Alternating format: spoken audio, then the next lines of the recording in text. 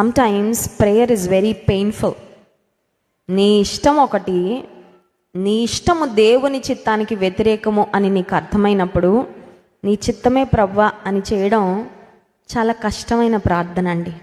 అది నీ చిత్తము అనేది 2 వర్డ్సే ఉండొచ్చేమో, కానీ ఆ ప్రార్థన చేయడానికి you must be willing to submit and surrender to God's will, and you are also willing to sacrifice whatever you like. నీకు ఇష్టమైనది వదులుకోవడానికి నువ్వు సిద్ధపడినప్పుడు మాత్రమే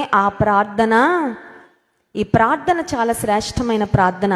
ఎందుకు చెప్పమంటారా? నీ చిత్తమే అనే ప్రార్థన యేసయ్య మనకి మాదిరి చూపించిన ప్రార్థన, యేసయ్య తన శిష్యులకు నేర్పించిన ప్రార్థన. అయితే ఈ ప్రార్థన శ్రేష్టమైన ప్రార్థన. ఎందుకంటే కొన్నిసార్లు ఈ ప్రార్థన చేయాల్సి వచ్చినప్పుడు నువ్వు కొన్ని త్యాగం చేసుకోవాలి. ఏం త్యాగం చేసుకోవాలి? నీ చిత్తమే అన్నానంటే ఆయన ఏం చేసినా కూడా నేను దానికి అంగీకరిస్తా. నేను ఇష్టపూర్వకంగా దేవుని చిత్తానికి నేను అప్పగించుకున్నా. చూడండి.